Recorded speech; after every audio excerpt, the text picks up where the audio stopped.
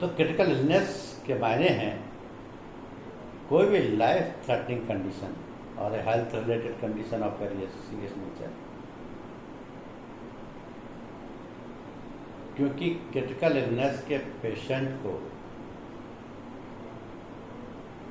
Prolong mechanical ventilation की जरूरत पड़ सकती है, लाइफ सपोर्ट सिस्टम की जरूरत पड़ सकती है। प्रोलॉन्ग मीन्स बहुत लंबे टाइम तक। फॉर एग्जाम्पल किसी को कैंसर है या किडनी फेलियर है या लीवर फेलियर है या हार्ट स्ट्रोक हुआ है, तो ये इस तरीके की डिजीज हैं जो कि नेचर में भी सीरियस है और इनका एक दिन में ट्रीटमेंट भी होती है। लंबा ट्रीटमेंट चलता है और उसमें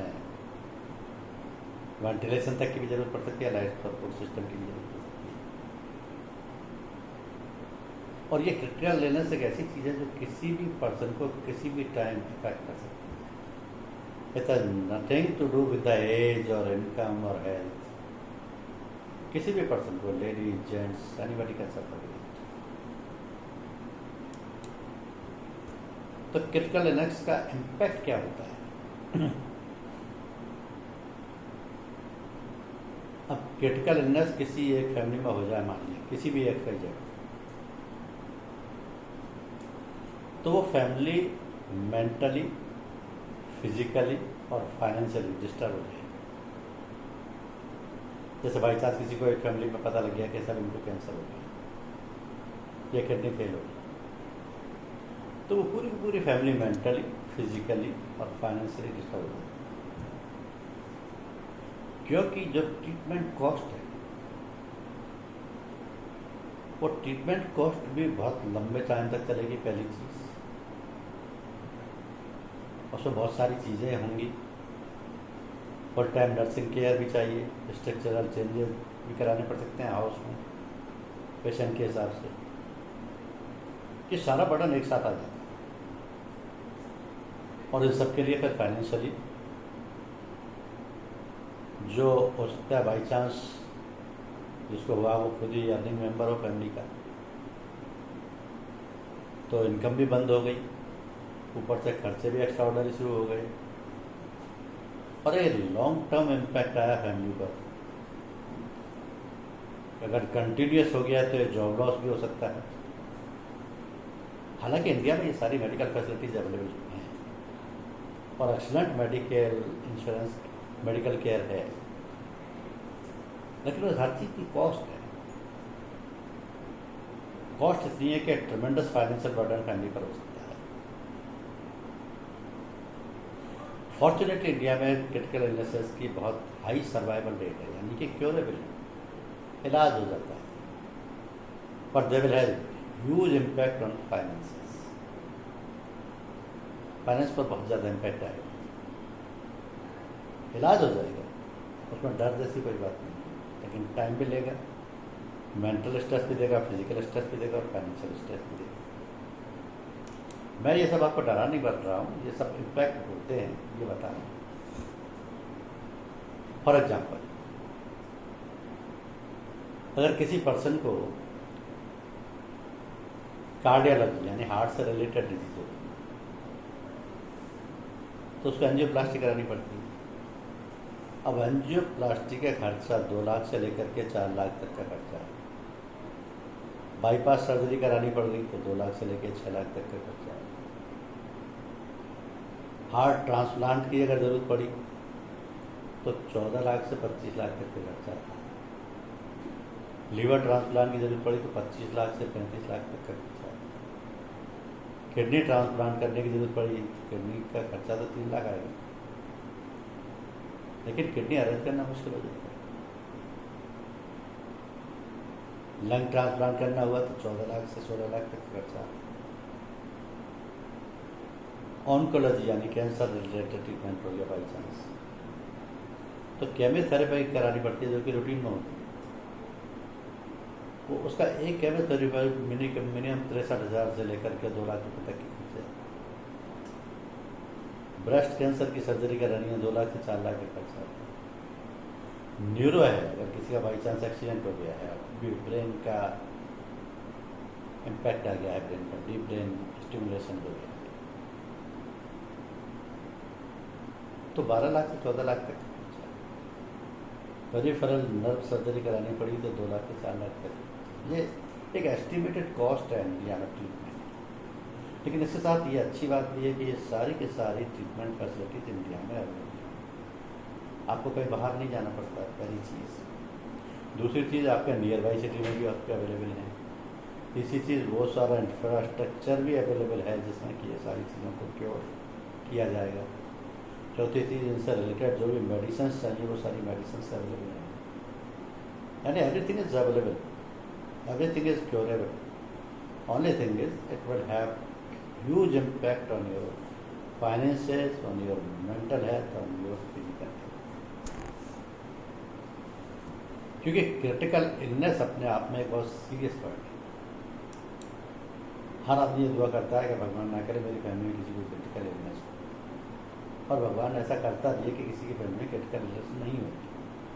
लेकिन आजकल हमारी लाइफ स्टाइल ऐसी हो गई है, फूड हैबिट्स ऐसी हो गई हैं, लिविंग का पैटर्न ऐसा हो गया है, फूड में एडल्ट्रेशन इतना हो गया है, जंक फूड खाने की हैबिट्स हो गई हैं। ये सब चीज़ें कहने के बॉडी में जाके इम्पैक्ट करती हैं और अल्टीमेट रिजल्ट का किसी न किसी सिकनेस या डिजीज से निकल के आता है।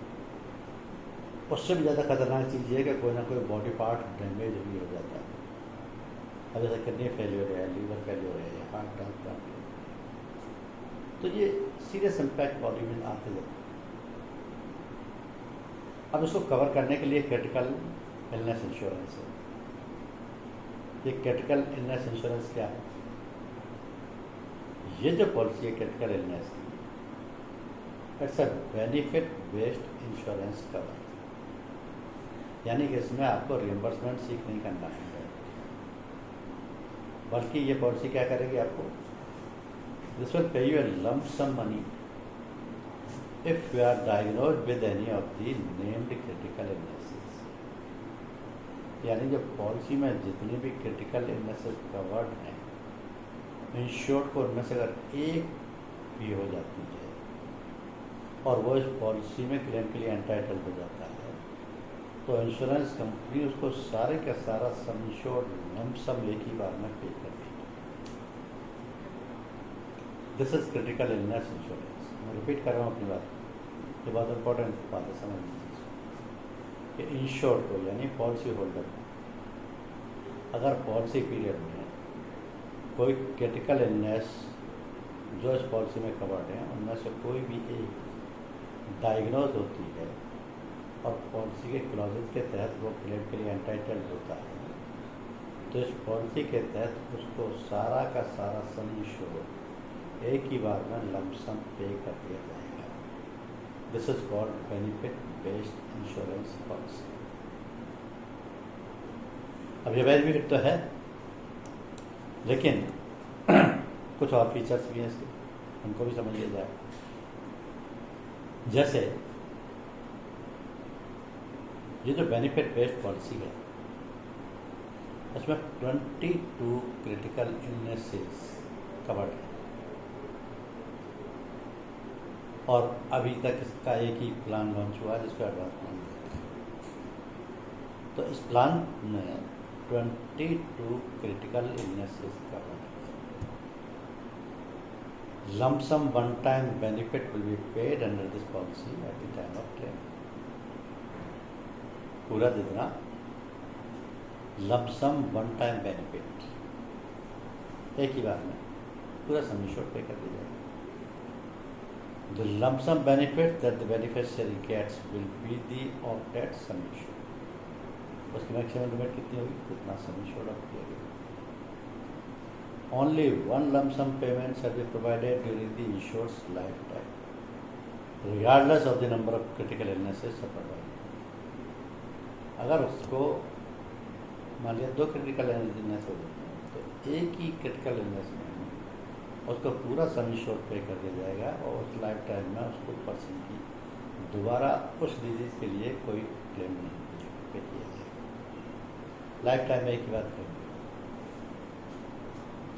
Policy will be terminated after the lump sum payment and will not be renewed further. जैसे किसी का लंग फेलियर हो गया, लीवर फेलियर हो गया, उसको लीवर फेलियर का 5 लाख या 10 लाख की पॉलिसी ली थी, पूरा सम इंश्योर्ड पे कर दिया, उसको पॉलिसी टर्मिनेट हो जाएगी, तो उसको दोबारा ये पॉलिसी क्रिटिकल की नहीं आएगी।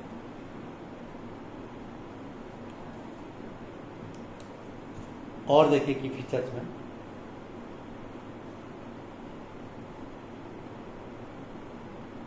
कि इसमें कोई सब लिमिट्स नहीं होती, सारा पेमेंट लमसम किया जाता है जो कि सम इंश्योर्ड होता है।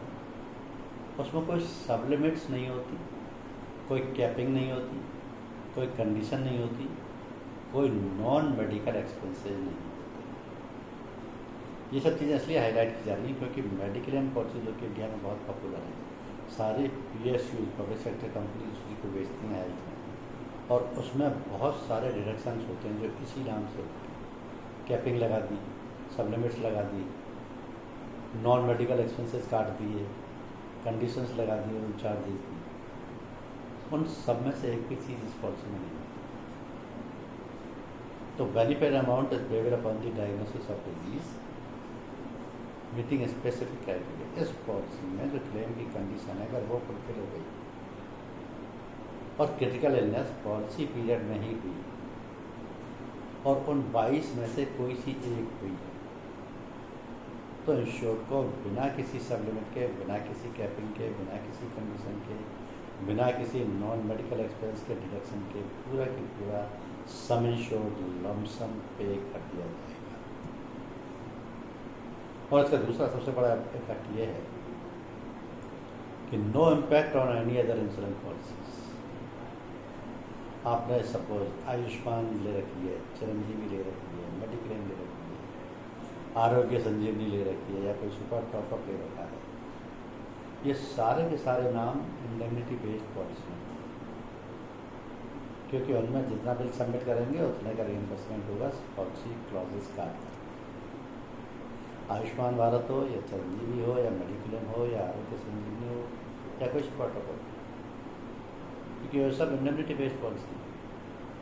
लेकिन ये क्रिटिकेयर बेनिफिट बेस्ड पॉलिसी है, इसलिए इन सब पॉलिसियों का लेने के बावजूद इस पॉलिसी पर आपका कोई इम्पैक्ट नहीं। नॉर्मली क्या होता है, आपने जैसे चिरंजीवी ले रखी है तो मेडिक्लेम मत लीजिए, या मेडिक्लेम ले रखी है तो चिरंजीवी मत लीजिए, क्योंकि दोनों पॉलिसी इंडेमनिटी बेस्ड है, दोनों में से किसी एक में क्लेम मिलेगा, दोनों में नहीं मिलेगा। आयुष्मान भारत ले रखी है, आरोग्य संजीवनी ले रखी है, किसी एक का क्लेम मिलेगा। हाँ, एक की लिमिट से ऊपर चला जाता है तो सुपर टॉपअप कंसिडर हो सकता है, लेकिन उसमें भी सब्जेक्ट टू रिइंबर्समेंट है, जितना पेबल है उतना पॉलिसी क्लॉजेस काट करके पे कर दी जाए। तो इन सब में से तो केवल एक ही पॉलिसी लेना एडवाइजेबल है, लेकिन इनके अलावा बेनिफिट बेस्ड पॉलिसी आप एक्स्ट्रा ले सकते हैं, और ये Criticare policy benefit based policy. इसमें इनबिल्ट सेकेंड ऑप्शन कवर है, जो कि इन पॉलिसी के होते हुए भी एक्स्ट्रा लिया जा सकता है। और देखिए, जब आप किसी को भी ये पॉलिसी दे रहे हैं तो प्री पॉलिसी चेकअप की जरूरत नहीं है, बशर्ते कि इंश्योर्ड की एज 45 ईयर्स या उससे कम। लेकिन 45 साल से ज़्यादा की एज है तो फिर प्री पॉलिसी चेकअप होगा।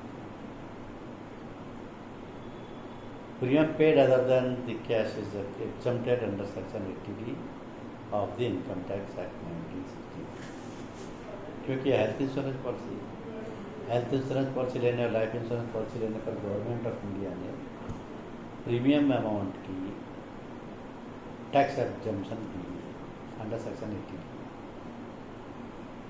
इस पॉलिसी का affordable and competitive premium rate है, क्योंकि बाजार में जितने प्रीमियम पर आपको और पॉलिसी मिलती हैं उनमें बहुत कम क्रिटिकल इलनेसेस कवर होती हैं, किसी में 12 है, किसी में 14 है, किसी में 16 है, किसी में 22 कवर है।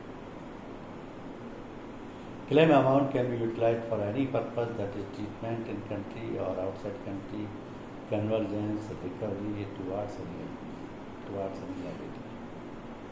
एक और प्लस पॉइंट देखिए पॉलिसी कि किसी भी इंश्योर्ड पर क्रिटिकल इलनेस हुई, पॉलिसी कंडीशन से उसने कंप्लाई की थी, क्लेम के लिए एंटाइटल हुआ, उसने क्लेम फाइल किया, इंश्योरेंस कंपनी ने उसको क्लेम दे दिया। जब तक क्लेम दिया इंश्योर्ड ठीक हुई होगी, या उसे विदेश जाना ट्रीटमेंट कराना, या वो आप ट्रीटमेंट के लिए 6 महीने तक फिर ये नहीं कराने की जरूरत है, उसको कोई ऑपरेशन वगैरह बताया था, कह दिया डॉक्टर ने कोई 1 साल बाद होगा नहीं, तो उसको पैसा तो इंश्योरेंस कंपनी ने क्लेम दे दिया। तो उस पैसे को मिलने के बाद ये इंश्योर की मर्जी है कि उस पैसे को किस चीज़ पे खर्च करना चाहता है। अगर उसकी लायबिलिटी है तो लायबिलिटी को पे कर सकता है, कहीं विदेश जाना ट्रीटमेंट के लिए उसको भी कर सकता है, ट्रीटमेंट पे खर्च करना चाहता है ट्रीटमेंट पे भी कर सकता है, कोई उसको रिकवरी है उसको भी कर सकता है, क्योंकि अब इंश्योरेंस कंपनी ने क्लेम पे कर दिया तो फिर वो उसका मनी होगा, उसकी मर्जी हो कैसे भी यूज़ करे, कैसे भी खर्च करे, इंश्योरेंस कंपनी का तो कंट्रोल खत्म हो गया। इंश्योरेंस कंपनी का कंट्रोल तब तो होता जब इंश्योरेंस कंपनी ये कहती कि आप जितने के बिल सबमिट करेंगे उतने का हम पॉलिसी क्लॉज काट करके पे करेंगे, लेकिन यहाँ तो बिल की सबमिट करने की जरूरत ही नहीं। यहाँ आपने पॉलिसी कंडीशंस कंप्लाई की, आपको क्लेम पे और हैसल फ्री क्लेम सिस्टम है, कोई परेशानी नहीं होती। अब मैं जो बार बार रिपीट कर रहा हूँ कि पॉलिसी कंडीशंस कंप्लाई की, तो वो क्लॉजेज तो जो कंप्लाई करने हैं वो बहुत इंपॉर्टेंट है, उनको समझना आपके लिए बहुत जरूरी है। ये 2 कंडीशन है। पहली कंडीशन ये कि इनिशियल वेटिंग पीरियड रहेगा 90 डेज का from the date of inception. क्या मतलब हुआ इसका?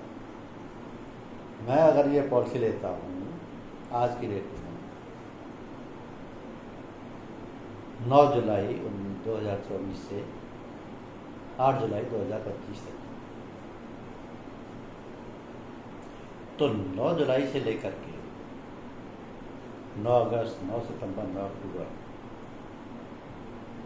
यानी 90 डेज तक मैं कोई भी क्लेम फाइल नहीं कर सकता। अगर करूँगा तो इंश्योरेंस कंपनी उसे एंटरटेन नहीं करेगी, क्लेम खारिज हो जाएगा। क्योंकि पहली कंडीशन ये है कि 90 डेज का वेटिंग पीरियड हो, इनिशियल वेटिंग, और ये डेट ऑफ इंसेप्शन यानी पॉलिसी खरीदने की डेट से स्टार्ट होता है 90 डेज तक, इस पीरियड में कोई क्लेम नहीं मिलेगा। लेकिन ये कंडीशन केवल पहली पॉलिसी पर है। अगर पॉलिसी को मैं रिन्यू कराता हूँ अगले साल तो मुझे कोई वेटिंग पीरियड की जरूरत नहीं, फिर कोई वेटिंग पीरियड लागू नहीं, क्योंकि 90 डेज का पीरियड पहली पॉलिसी में ही कवर हो गया, फिर पॉलिसी कंटिन्यूशन में चल रही है, नो वेटिंग पीरियड रिक्वायर्ड। तो पहली कंडीशन हुई 90 days from the date of inception is the waiting period, no claim will be paid under this waiting period. बात क्लियर? सेकेंड कंडीशन ये है कि सर्वाइवल बेनिफिट, सर्वाइवल पीरियड चाहिए। Survival period के क्या मतलब? 30 days from the date of diagnosis से आप 30 दिन तक सर्वाइव करें। किसी भी, मैंने पॉलिसी ली 9 जुलाई को और 2025 में फरवरी में मान लिया मैंने डॉक्टर को कोई चेकअप कराया, मुझे परेशानी हुई तो डॉक्टर कहता है कि भाई आपको लीवर प्रॉब्लम है और सीरियस है, लीवर ट्रांसप्लांट भी हो सकता है। तो पहला क्रॉस तो मेरा पूरा हो गया, 90 डेज का वेटिंग पीरियड तो निकल गया। दूसरा ये कहता है डॉक्टर कि मान लिया 2 फरवरी को उसने चेकअप किया है और कहता है आपका लीवर ट्रांसप्लांट होगा, लीवर इज डैमेज। तो मुझे 2 तारीख से लेकर के 2 फरवरी से 2 मार्च तक सर्वाइव करना हो। अगर मेरी इस पीरियड में डेथ हो गई तो कोई नहीं मिलेगा। और सर्वाइव करने का मतलब यह है कि अगर मेरा ट्रीटमेंट शुरू हो गया, क्योंकि 2 फरवरी को डायग्नोस हो गया, ट्रीटमेंट शुरू हो गया, तो 30 दिन तक आराम से सर्वाइव करता है, उसके बाद ट्रांसप्लांट होगा, ठीक है। तो 30 days survival period is required, 90 days waiting period is required, और दोनों ही कंडीशंस फुलफिल होनी चाहिए। अगर सर्वाइवल पीरियड की कंडीशन पूरी हो गई लेकिन इनिशियल वेटिंग पीरियड तो आपने 40 दिन में ही डायग्नोज हो गया तो भी क्लेम नहीं मिलेगा। 90 डेज की पूरी हो गई और डायग्नोज होने के 30 दिन तक आप सर्वाइव नहीं कर पाए तो दोनों ही कंडीशन इंपॉर्टेंट हैं, दोनों को ही कंप्लाई करना जरूरी है, तब इंश्योर का क्लेम का एंटरटेनमेंट हो जाएगा। फॉर एग्जाम्पल, इस चीज़ को मैं आपको एग्जाम्पल से समझाऊँ। वेटिंग पीरियड और सर्वाइवल पीरियड कि पॉलिसी ली 1 जनवरी 2024 को, जो कि 31 दिसंबर 2024 को खत्म हो। फ्रेश पॉलिसी है तो 90 डेज का वेटिंग पीरियड। अब 15 जनवरी को, पॉलिसी 1 जनवरी को नहीं, 15 जनवरी को मैं चेकअप के लिए जाता हूँ डॉक्टर के पास, और डॉक्टर मुझे कहता है कि आपको स्पेसिफाइड सीवियरिटी का कैंसर। 1 तारीख को पॉलिसी लिया, 15 तारीख को मुझे उसने कैंसर डिक्लेयर कर दिया।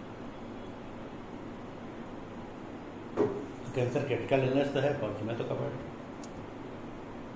ट्रीटमेंट के बाद 30 डेज सर्वाइव भी कर जाऊँगा, ये भी डॉक्टर कह रहा है। लेकिन 1 तारीख को पॉलिसी लिया और 15 जनवरी को ये हो गया, यानी कि मेरा फर्स्ट पॉलिसी पे 90 डेज का वेटिंग पीरियड तो हुआ ही, तो पॉलिसी में क्लेम नहीं मिलेगा।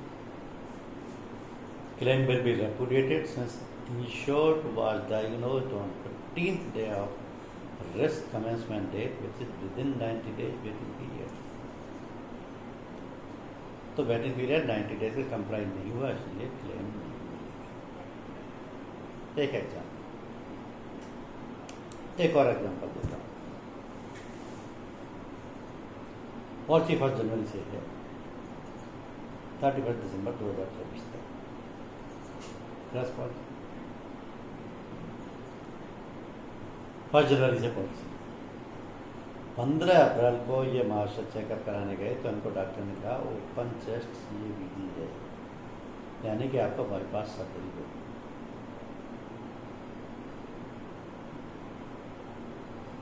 बाईपास सर्जरी होगी, हार्ट की सर्जरी।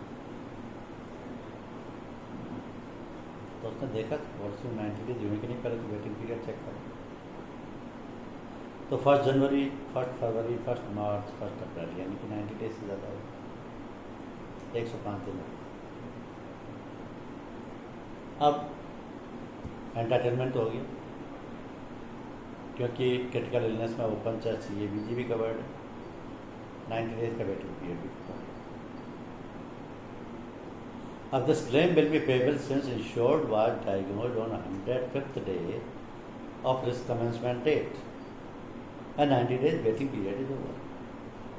लेकिन इंश्योर्ड है टू सर्वाइव 30 डेज, यानी 15 अप्रैल से लेकर के उसको 15 मई तक सर्वाइव करना है टू गेट क्लेम। अगर वो उस पीरियड का सर्वाइव कर गया तो 15 मई के बाद 16-17 मई को भी वो अपना क्लेम पेपर फाइल कर सकता है, और उसको ट्रीटमेंट के पैसे इंश्योरेंस कंपनी दे देगी, और पूरा सम इंश्योर्ड देगी जितना का सम इंश्योर्ड। फिर वो सम इंश्योर्ड के पेमेंट को लेकर के क्या करता है, क्योंकि उसने पॉलिसी की दोनों कंडीशन कंप्लाई की हैं, और जिस डिजीज़ के लिए वो क्लेम फाइल कर वो पॉलिसी में कवर है। तो आपके माइंड में ये बहुत क्लैरिटी हो जानी चाहिए कि कौन कौन सी वो कंडीशन है जिनका कंप्लाई करना बहुत ज़रूरी है। केवल 2 कंडीशन है, 90 डेज का waiting period from the date of policy issuance और कमेंसमेंट ऑफ द पॉलिसी, और सेकेंडली 30 डेज का survival period from the date of diagnosis. Claim केवल उसी क्रिटिकल इलनेस का मिलेगा जो कि पॉलिसी में कवर है। अब पॉलिसी में कौन कौन सी क्रिटिकल इलनेस कवर है, मैंने आपको बताया 22 critical illnesses are covered under the policy. 22, ये जो 22 क्रिटिकल इलनेसेस है ये वैरायटी है। मतलब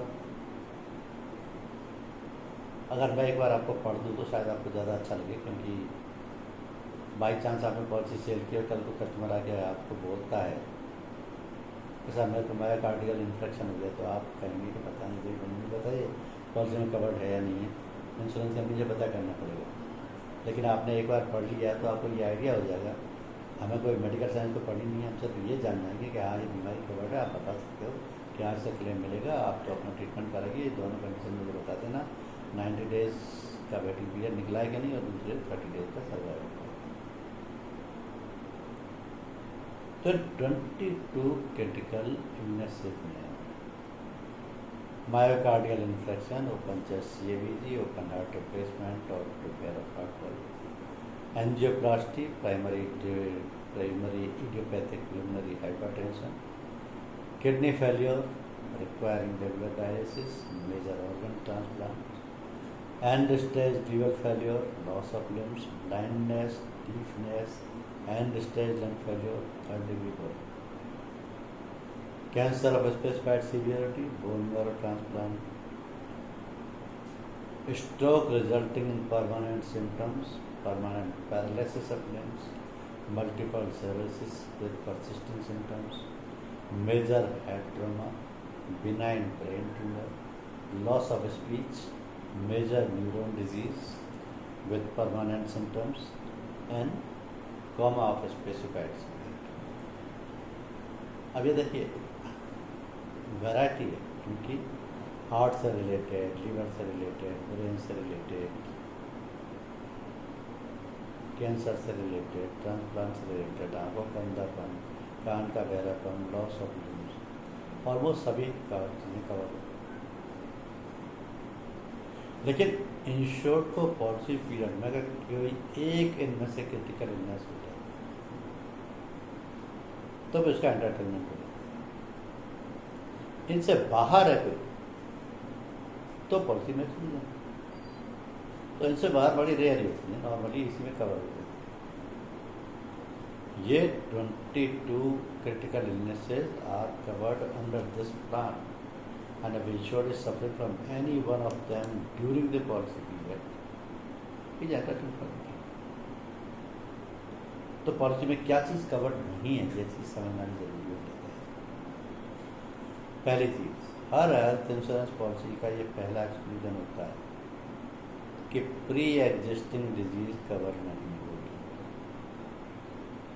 अगर होगी तो 4 साल के वेटिंग पीरियड के बाद 48 मंथ यानी 4 ईयर्स का वेटिंग पीरियड।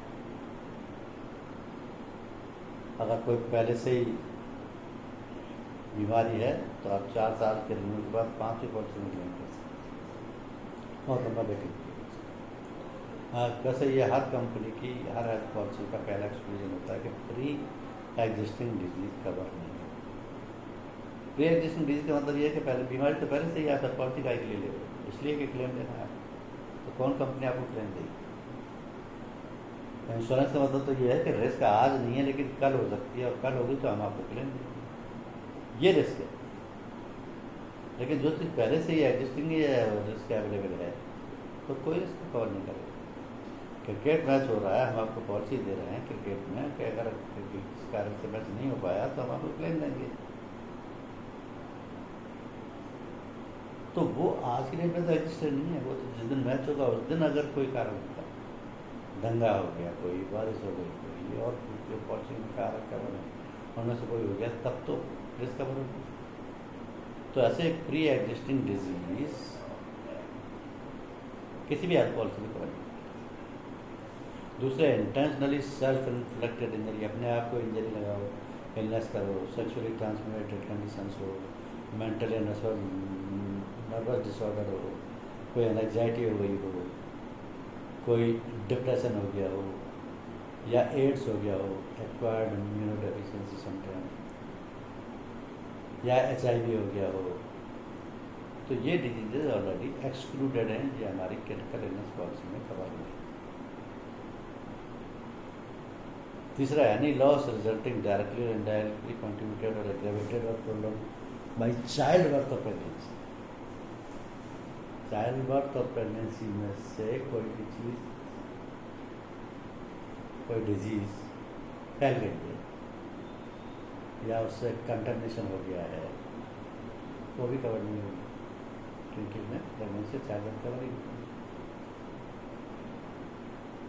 और इसके अलावा किसी फैमिली मेम्बर को अगर कोई क्रिटिकल इलनेस ऑलरेडी हुई है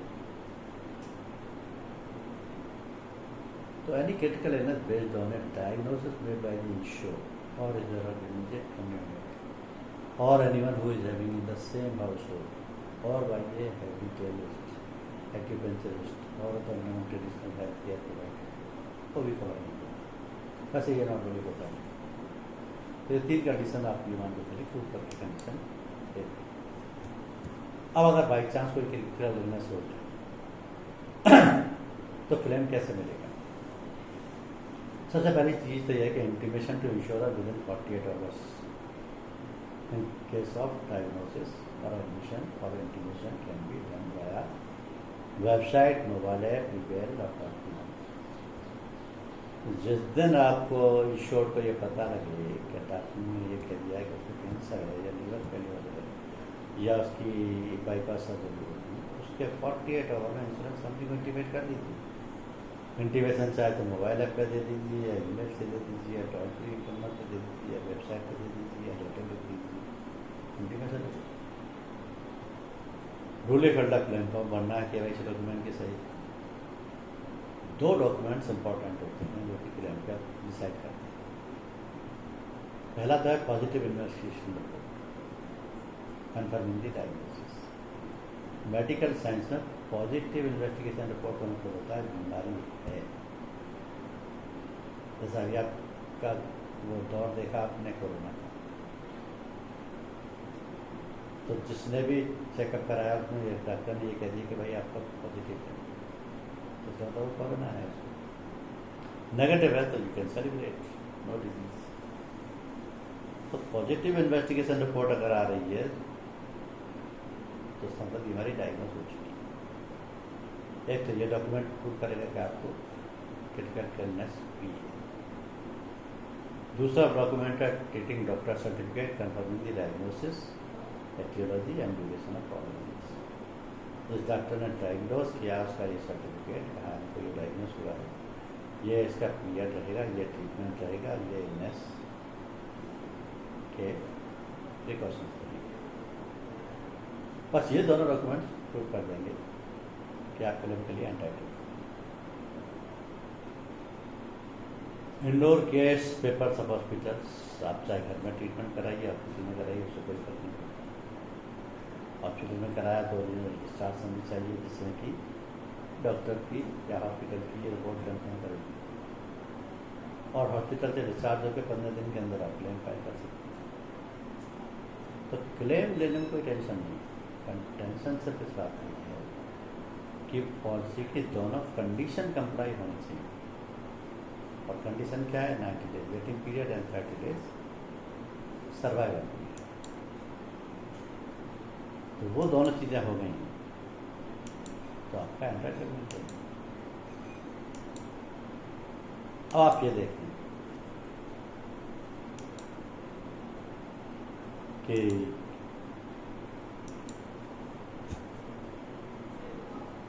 अगर आपको पॉलिसी सेल करनी है तो गाइडलाइंस हैं, तो गाइडलाइंस में आपको फॉलो करना पड़ेगा। जैसे कि QMS सिस्टम है, उसमें सपोर्ट मिल जाएगा। पॉलिसी आपको सिर्फ 5 साल से 45 साल के पर्सन को देनी है, 45 साल से ऊपर के लिए अलाउ नहीं है। लेकिन जो इंश्योर्ड होगा वो 18 साल से कम का नहीं होगा, क्योंकि इंश्योरेंस का कॉन्ट्रैक्ट तो 18 साल से कम के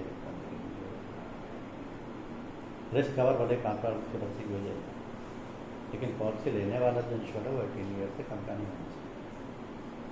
सम इंश्योर्ड 1 लाख से 5 लाख तक का अवेलेबल है, 10 लाख तक का भी दिया जा सकता है।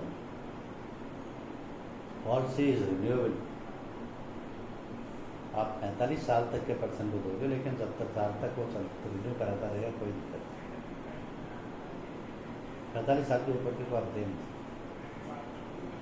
अगर कोई एडवर्स मेडिकल हिस्ट्री है तो उस केस में प्रपोजल के साथ में वो मेडिकल रिपोर्ट भी मांगी जा सकती है कि प्रपोजल एक्सेप्टेबल है या नहीं। ये अंडरराइटिंग गाइडलाइंस। अपनी अंडरराइटिंग गाइडलाइन में एक खास बात ये भी आपको बताने की है कि हेल्थ इंश्योरेंस में ज़्यादातर टाइप होते हैं, जैसे TPA से टाइप है या किसी मेडिकल कंपनी से टाइप है, तो यहाँ एक टेली IVR कंपनी से टाइप किया होगा। वो सारे प्रपोजल्स को स्क्रूटनाइज करती है, क्लिनिकल पास्ट हिस्ट्री देखती है, पर्सनल हैबिट्स चेक करती है, टोमेटो की, स्मोकिंग की, अल्कोहल की हैबिट्स वगैरह को फाइंड आउट करती है, प्रपोजल उसकी मेरिट्स पे एक्सेप्ट कर लेती है या रिजेक्ट कर देती है। तो ये जो स्क्रूटनी है ये डेली एनवीआर कंपनी करेगी, क्योंकि स्पेसिफिक इसी पर्पज के लिए एंगेज है। प्रपोजल सपोर्ट ऑफ उसमें स्क्रूटनाइज होगा, अगर जरूरत पड़ी तो उसकी पिछली रिपोर्ट्स मंगाई जा सकती हैं, वरना कुछ भी ऐसा नहीं है तो प्रपोजल एक्सेप्ट हो जाएगा। प्री पॉलिसी चेकअप के लिए अगर मेडिकल एग्जामिनेशन कराना पड़ता है, जो कि 45 साल तक की तो उसकी जरूरत नहीं, लेकिन अगर कोई क्रिटिकल केस है, प्री पॉलिसी चेकअप की जरूरत है मेडिकल हिस्ट्री या एज के हिसाब से, तो वो उसको कस्टमर को अपनी कॉस्ट पर कराना है। प्री पॉलिसी चेकअप में required depending on the medical history, age and sum insured at the company specified centres at your own cost. अब प्रीमियम देखिए, ये पॉलिसी अगर देनी है तो प्रीमियम कैसे लिया जाएगा। इन शॉर्ट 5 से 70 साल का भी हो सकता है, पॉलिसी हालांकि 18 साल का बंदा ही लेगा। सम इंश्योर्ड के ऑप्शन है 1 लाख, 2 लाख, 3 लाख, 4 लाख, 5 लाख और 10 लाख। लेकिन हेल्थ का प्रीमियम हमेशा एज बैंड के हिसाब से दिया जाता है, एज के हिसाब से। पीए का प्रीमियम कभी भी एज के हिसाब से नहीं होता, प्रोफेसर के हिसाब से होता है। लेकिन हेल्थ का प्रीमियम हमेशा एज के हिसाब से दिया जाता है। Lower is the age, lower is the premium, higher is the age, higher is the premium. यही फंडा लाइफ इंश्योरेंस में। कम एज में पॉलिसी लोगे कम प्रीमियम लगेगा, ज़्यादा एज में पॉलिसी लोगे ज़्यादा प्रीमियम। तो फॉर एग्जाम्पल आपको मान लिया 5 लाख का कोई पॉलिसी देना है और कोई 12 साल के लड़के की डिस्काउंट है, तो 1940 रुपये का प्रीमियम एक्सक्लूडिंग जीएसटी। उस पर जीएसटी लग जाएगा 18%। तो ये तो माइनर का रेट हुआ। लेकिन अगर कोई 25 साल का बंदा है या कोई 28 साल का बंदा है, उसको 5 लाख का देना तो 2585 प्लस जीएसटी। वो कहता है मुझे तो सिर्फ 1 लाख की पॉलिसी चाहिए। 28 साल का बंदा कह रहा है 1 लाख की पॉलिसी चाहिए, तो 570 रुपये प्लस जीएसटी। 2 लाख की चाहिए तो 1034 प्लस जीएसटी। और कोई 44 ईयर्स का बंदा है, क्योंकि एज लिमिट ज़्यादा है, अगर वो 3 लाख की पॉलिसी लेता तो 4791 प्लस जीएसटी। 5 लाख की लेता तो 7985, 10 लाख की लेता तो प्रीमियम डबल हो गया plus GST. Premium calculation is simple, no calculation at all. आपको कुछ कैलकुलेट करने की जरूरत नहीं। एज बैंड देख लीजिए, कौन से एज बैंड में आ रहे हैं। सम इंश्योर्ड देख लीजिए, 1 लाख का चाहिए, 2 लाख का चाहिए, 5 लाख का चाहिए, 10 लाख का चाहिए।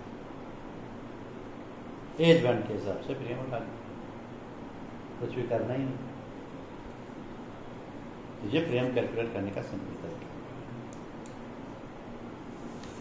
अब कुछ खास कंडीशंस में पॉलिसी को टर्मिनेट भी किया जा सकता है,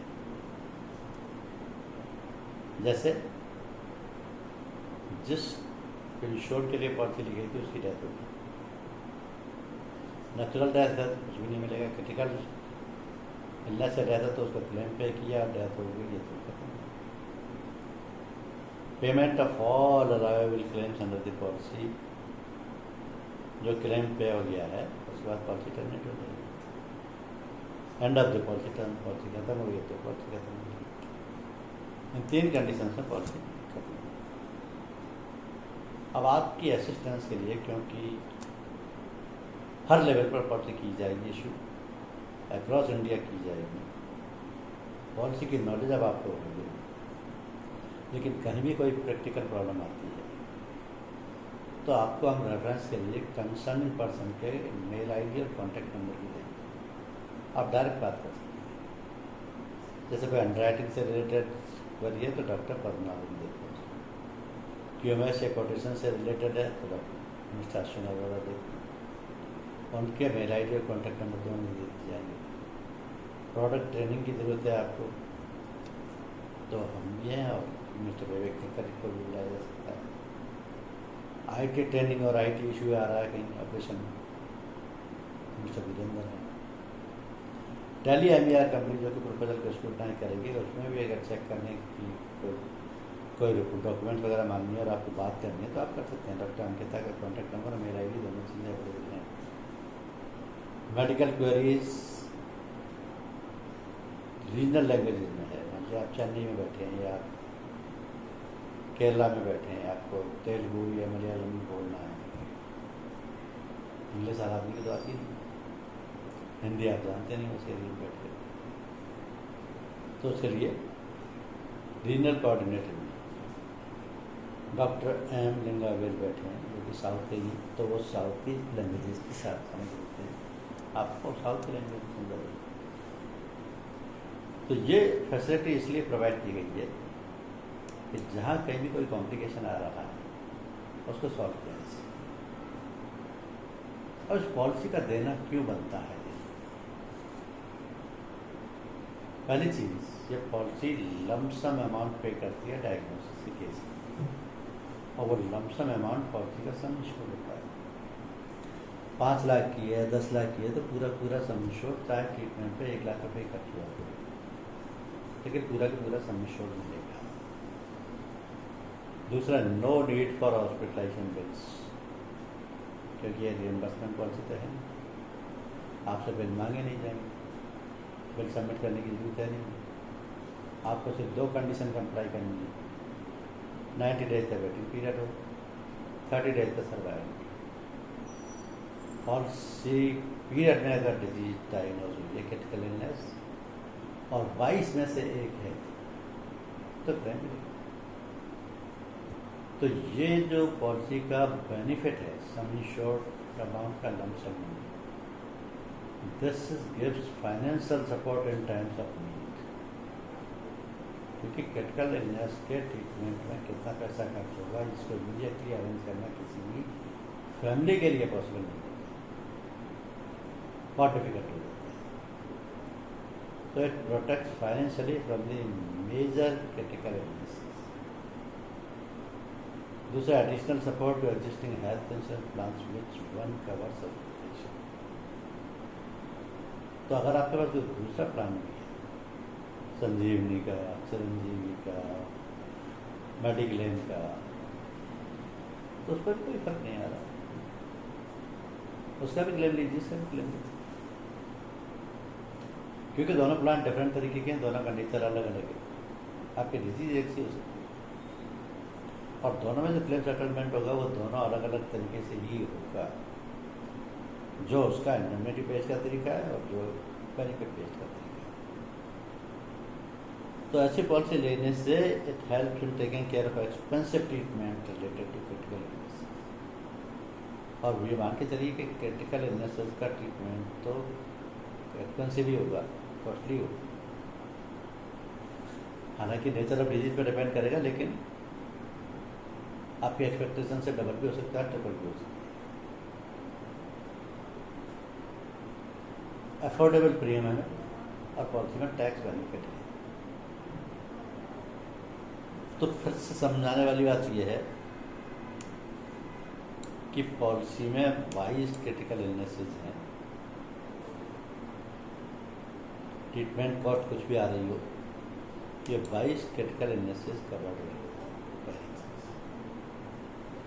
दूसरी चीज़, पॉलिसी में 2 कंडीशन कंप्लाई करना जरूरी है, और वो दोनों ही जरूरी हैं, तो ऐसा नहीं है कि एक हो गया एक नहीं हुई तो क्लेम नहीं जाएगा। और दोनों इसलिए ज़रूरी हैं कि वेटिंग पीरियड भी 90 डेज का होना चाहिए और 30 डेज सर्वाइव भी करना चाहिए डायग्नोसिस के बाद। लेकिन अगर पॉलिसी का रिन्यूअल है तो सिर्फ एक कंडीशन पहली खत्म हो गई, दूसरी का बच्चे से, क्योंकि 90 डेज का वेटिंग पीरियड रिन्यूअल में कोई रिक्वायरमेंट ही नहीं। लेकिन जिस डेट को डायग्नोस हुआ है क्रिटिकल इलनेस, उस डेट से लेकर के और 30 डेज तक का सर्वाइवल कंपलसरी है, और ये 30 डेज का सर्वाइवल पॉलिसी की कंडीशंस को कंप्लाई करेगा, thereafter the insured will become entitled for the claim. तो ये जो 30 डेज का सर्वाइवल है, it start from the date of diagnosis. जिस डेट को डायग्नोस हुआ, ये डायग्नोस की पॉलिसी पीरियड नहीं होना चाहिए। पॉलिसी पीरियड के पहले से ही अगर ये डायग्नोस हो चुका है और पहले से ही जिस बीमारी है, तो इसका मतलब वो प्री एग्जिस्टिंग जिसका, वो पॉलिसी में से एक्सक्लूड हो जाएगी, उसको पॉलिसी में कवर नहीं किया जाएगा। तो दोनों कंडीशन बहुत इंपॉर्टेंट है। 22 क्रिटिकल इलनेसेस आपने देख ली, प्रीमियम का चार्ट आपने देख लिया, पॉलिसी का कवरेज आपने देख लिया। पॉलिसी बहुत ही सिलेबल है क्योंकि प्रीमियम अफोर्डेबल है, प्रीमियम में कोई टेंशन नहीं। और lump sum one time sum insured is paid as claim. अब आपको कोई भी सवाल पूछना है, आप पूछ सकते। पहले तो ये बताया पॉलिसी समझ में आई कि नहीं आई।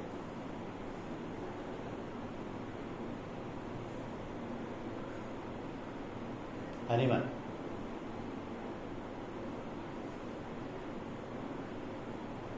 जी बोलिए।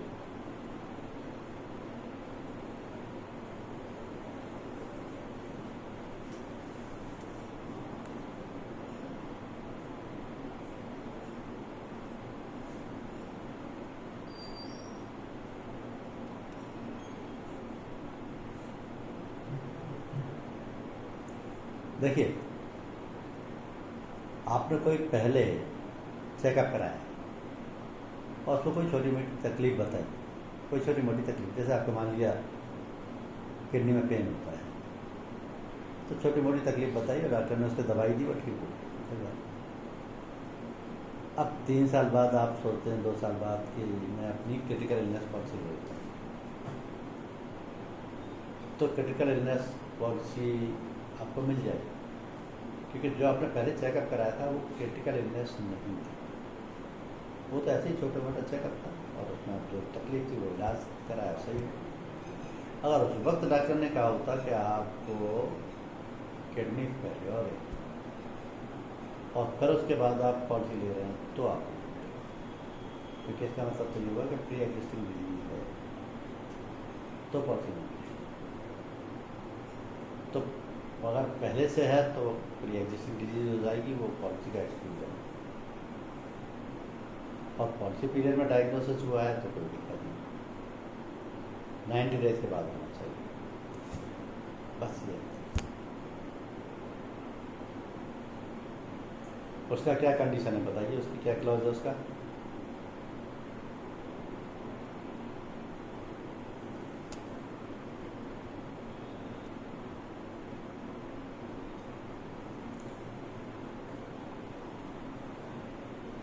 नहीं, क्या कर रहा है, बीमारी क्या है?